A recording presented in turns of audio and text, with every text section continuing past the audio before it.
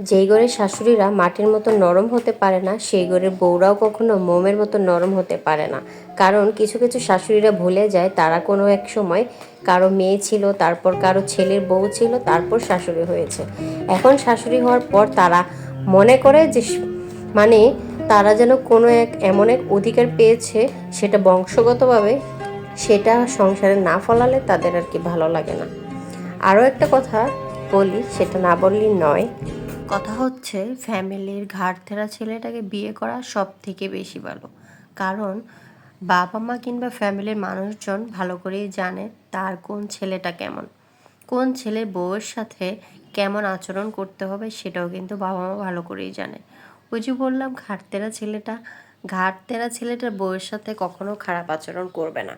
কারণ জানে যে তার ছেলে তেরা তার বউয়ের সাথে খারাপ কিছু করলে বা তার বউকে দিয়ে কিছু করালে হিতে বিপরীত হতে পারে। ছেলে ঘাউড়ামি করতে পারে, সংসারে ঝামেলা করতে পারে। কিন্তু ফ্যামিলির ভদ্র সদ্র ভালো ছেলেটাকে যদি বিয়ে করেন, তাহলে বাবা মা ভালো মতো জানে যে আমার ছেলে কখনো কোনো প্রতিবাদ করবে না। তার বউকে দিয়ে যেমন খুশি তেমন খাটানো যাবে, তার বউকে যখন ইচ্ছা তখন যা ইচ্ছা তা বলা যাবে। কারণ তারা জানে কোথায় দুর্বলতা। এর জন্যই বলছি, ফ্যামিলির ঘাড় তেরা ছেলেটাকে বিয়ে করা ভালো, ভদ্র ছেলেটাকে না।